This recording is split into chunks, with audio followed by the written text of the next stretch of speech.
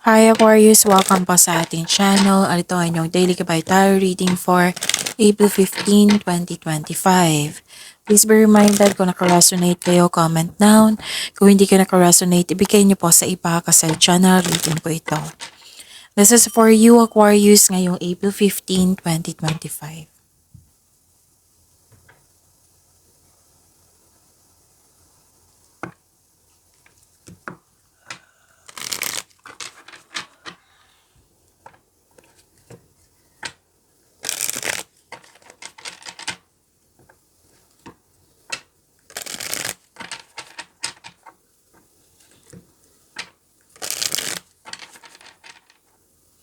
Para po ito sa inyo Aquarius ngayong April 15, 2025.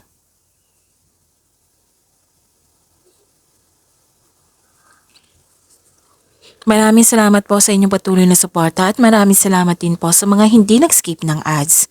Gamitin ang reading na ito bilang gabay lamang sa mga hindi pa nag-subscribe. Subscribe na po kayo at click bell notification para malaman nyo na may bago tayong video. Para sa mga gusto magpa-reading pa may lumabas dyan sa screen nyo ngayon, panoorin nyo po at sundin ang instruction.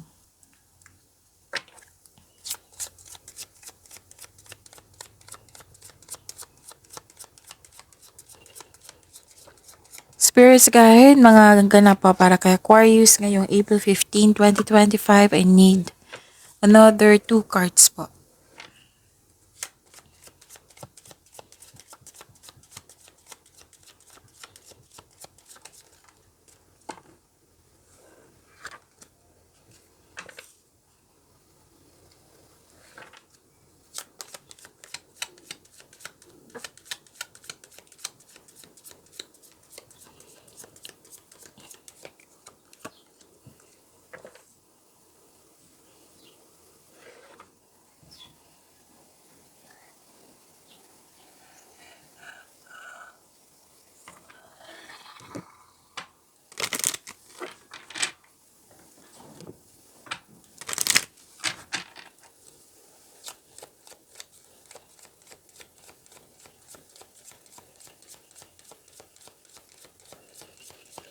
Spirits Guide,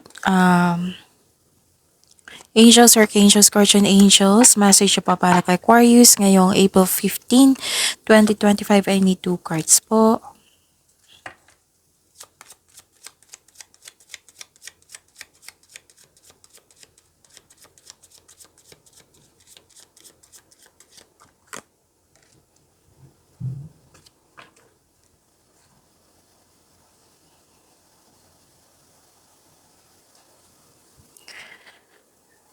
Ngayong April 15, 2025, para po kay Aquarius, may nabigay ng wisdom message sa iyo na ang siyang dahilan na motivate po kayo. You're taking an action with courage na nang dahil sa suporta nito. Yes, may nagbigay ng support. It might be this is an elders, parents, wiser, mentor. At nakita ko dito na may solusyon sa inyong problema, may sagot sa inyong mga katanungan. Pwede din gumawa ka ng password ngayon or passcode ngayon. So, tandaan niyo yan. So, claim po. Ang ganda, i-claim niyo po ito. Mag-ingat lang kayo sa isang tao. Pwedeng lumabas ito kahapon sa inyo or the other day na may taong tuso, mandaraya, may rivalry, competition, may taong nagsinungaling sa iyo, pwede din may ganap na temptation, may nakita rin ako ditong tutol sa inyong desisyon, or tungkol ito sa third party po. Basta may nakita ko ditong mapanlinlang or may nagsinungaling sa araw na ito.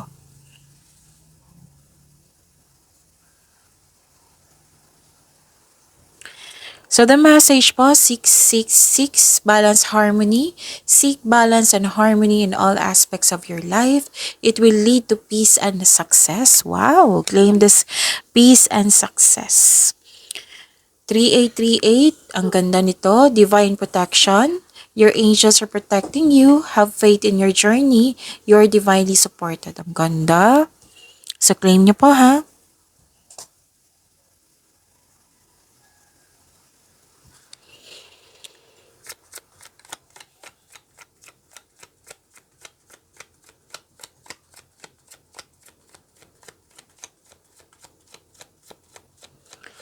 Spirits Guide, ano po yung energy ni Aquarius ngayong April 15, 2025? I need 2 cards po.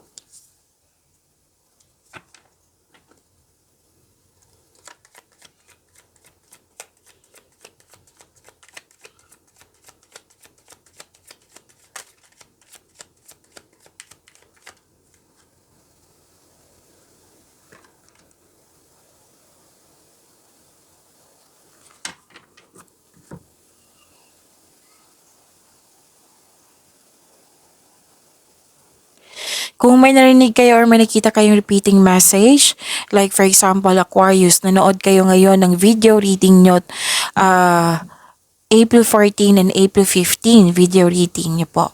So may napansin kayo na repeating message. Yan yung pinupush ng cards nyo na kailangan nyo bigyan ng atensyon, solusyon at aksyon. Remember Aquarius, at the end of the day, alam mo na ikaw lang taong may kakayahan at responsable na gumawa ng sarili mong katotohanan at kinabukasan. So ano yung energy ni Aquarius?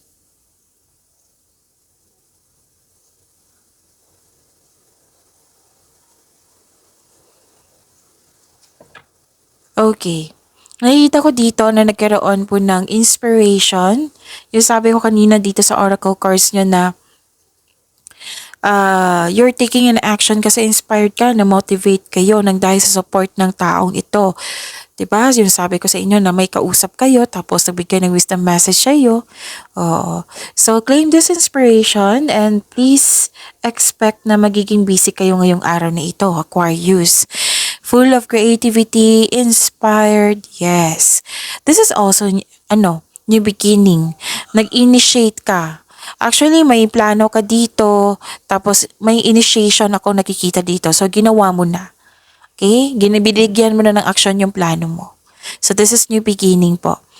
Posible din na, okay, isang importanteng simulain, pagsasapalaran, pagpaplano.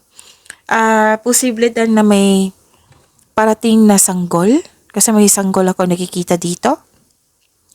And this card na basta may dumating dito na bagong simula, pwedeng project ito, pwedeng isang tao, na magbibigay siya ng inspiration, na magiging mas masipag ka. Pwede din yung kausap mo kanina na na-inspired kayo. And bagong project, paglalakbay, pagsisimula sa connection sa isang tao, pagsisimula sa negosyo. Basta may bagong simula na very inspired ka, Aquarius. So this is good. And this card asks you to stay open sa mga signs na bigay ni universe and take action when they appear. Actually, pwedeng may lakad kayo ngayon. Oo, pwede din nag-set na kayo ng schedule para may lakad kayo sa long distance. Pwede din may lakad kayo pa uwi from abroad kayo to Pinas. Pwede din palabas din kayo sa Pilipinas, mag-abroad kayo. Basta may nagganap ngayong araw na ito na bagong simula. Actually, ang ganda ng energy nyo ngayon. Lahat kayo ng air signs, Gemini, Libra, and Aquarius. And you are belong sa air signs Aquarius. Pansin ko talaga, ang ganda ng energy nyo.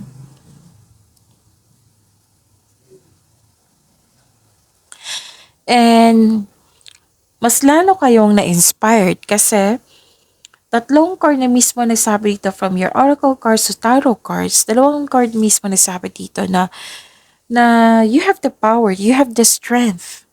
Very confident kayo ngayon. At mas lalo kayong naging confident kasi may nangyaring nasunod yung gusto mo. Nasunod yung plano mo. Nasunod yung ideas mo. It might be may na-fulfill dyan at very inspired kayo kasi binigyan mo siya ng aksyon. Okay? So this is also authority. Mapagmahal kayo at marunong sa buhay. Marami na kayo napagdaanan ng hirap sa buhay bago naging successful. So this is authority, leadership, stability, and kalma kayo. So, di ba sabi ko kanina sa inyo na ang ganda ng energy nyo ngayon. You're making tremendous progress in yung buhay. Nag-level up na kayo.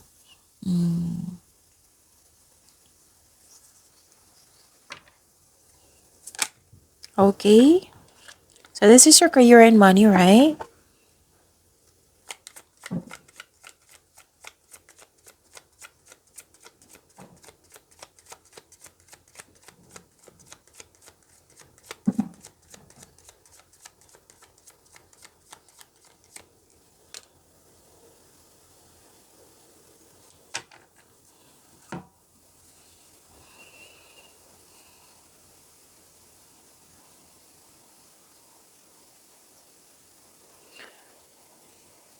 Okay, may hindi nagkasundo dito. Actually, puwedeng nangyari ito ngayon, puwedeng nangyari ito kahapon.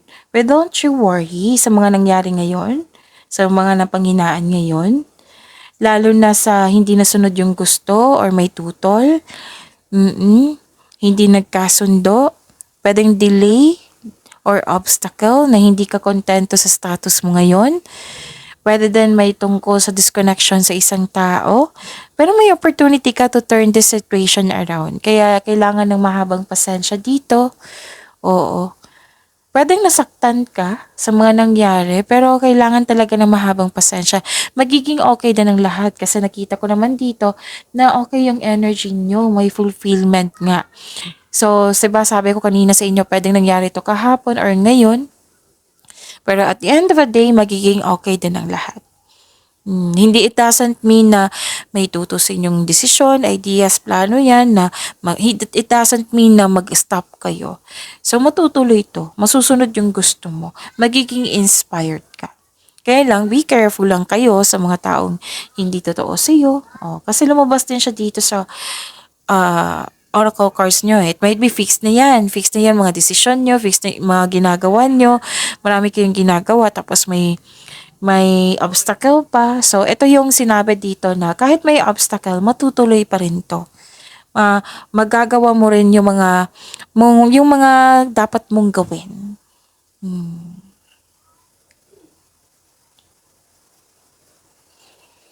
Kasi nakita ko dito 'di ba may sabi dito na nasunod yung gusto mo. So, huwag kayong mag-alala kahit may tuto sa inyo, matutuloy din yan. Kasi nasaktan kayo, dalawang card na mismo sabi ko kanina, 'di ba, na maaari nasaktan kayo sa mga nangyari. Oo, kasi may puwedeng nakaligtaan, puwedeng may loss. Sa career and money 'to ha. Puwedeng may away or disconnection nga. Dalawang card na mismo nagsabi dito or hindi ka comfortable sa inyong workplace. Pero but you must process this kind of feelings po para magkaroon ng healing. Okay? Letting go. Kaya nga may sama dito na seek balance and harmony in all aspects of your life. It will lead to peace and success. And don't worry kasi you are guided po. Oo. Pinoprotektahan kayo ng mga anghel. Okay. So, ma-overcome niyo yan. Don't worry. It might be kailangan lang talaga, kasi sabi ng card dito kailangan yung i-accept mo yung mga nangyari and free yourself from this kind of emotion. Kasi nalungkot kayo, nasaktan kayo sa mga nangyari.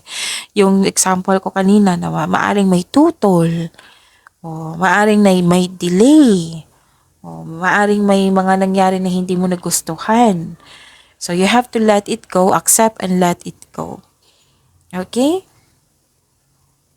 May tutol nga dito Nakitang-kita ko dito, pero matutuloy to, don't worry. Kasi dito pa lang nasunod na yung gusto mo.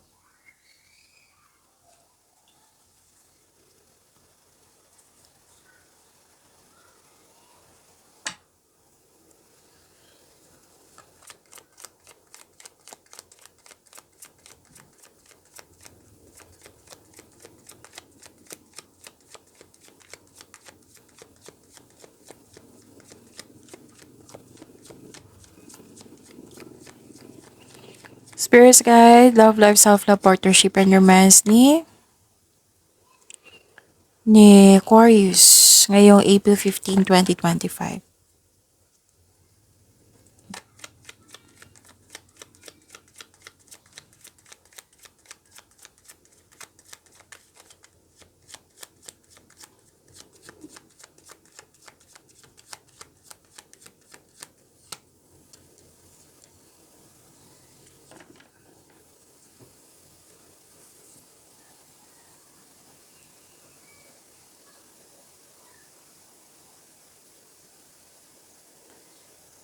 Okay, Aquarius, truth-seeking, assertiveness, see? Nanindigan kayo sa inyong desisyon kung ano man yung desisyon nyo ngayon. Nanindigan kayo kasi nga may dumating dito na solusyon sa inyong problema, sagot sa inyong mga katanungan, and kasunod yan, desisyon. So nanindigan kayo dito. truth-seeking, nanindigan, yan yung nakikita ko. You have the power, kasi this is your energy card. And bibigyan mo talaga ng action yung mga desisyon nyo sa buhay. Kung may plano kayo the other day pa, natuloy ngayon. Initiation eh. Diba sabi ko kanina sa energy cards nyo. So, this is katapangan at confidence. Maging careful lang po daw kayo sa mga ginagawa, sa mga pinipiling desisyon. Oo. So, whether single ka man, may relasyon sa buhay mag-asawa, may tao dito na very aggressive. It might be this is makulit. It might be this is, let's say, kung naniligaw ito sa'yo. Example po yan ha. Kung naniligaw sa'yo, gusto niya makuha agad yung oo mo. Pero then, na kayo ang naligaw sa isang babae, tapos nakuha mo agad yung oo kasi naging aggressive yung tao.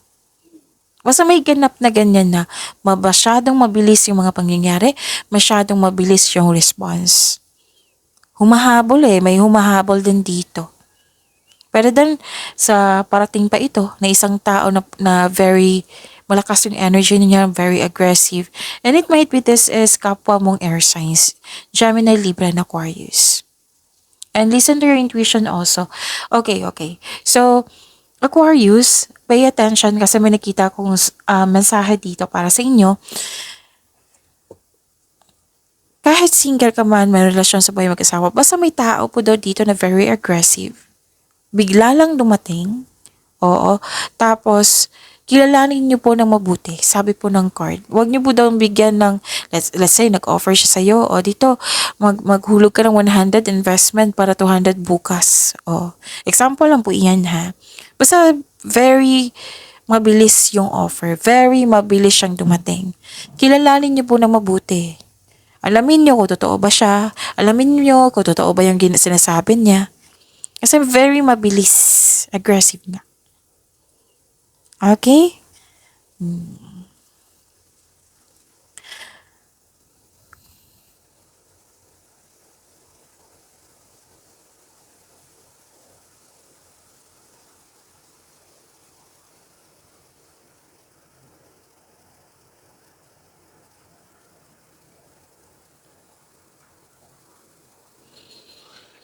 Okay, nakita ko dito na